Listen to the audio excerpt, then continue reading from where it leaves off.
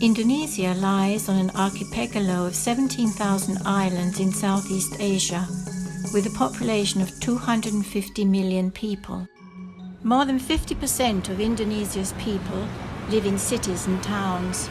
Around 29 million people, or 22% of the population, are estimated to live in slums, with few basic services.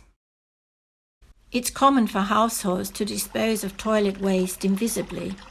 This means either into a pit or a simple open-bottomed tanky septic, from which the waste infiltrates into the ground or flows directly into an open storm water drain or into rivers, streams and canals. We still see houses which dump their wastewater to open channels, riverbeds, drains and the neighborhood. And then we have others who have a septic tank but never have them dislodged regularly.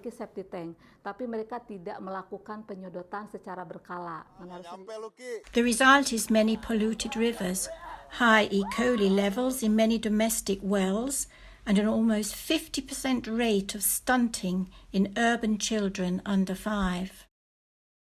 The fecal waste flow diagram, or SFD, was first used in Balikpapan in 2014 and then later in the capital, Jakarta.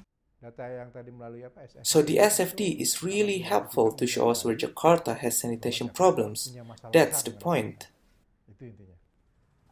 I appreciate the SFD highly.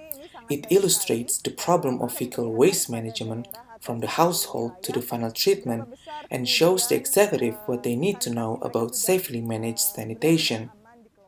The government and development partners are enthusiastic about the SFD. The first big SFD training was held in May and June of 2017 by the Ministry of Public Works and Housing. Ultimately, we hope the quality of domestic wastewater management will improve, that it will be more safely managed and thereby reduce environmental contamination.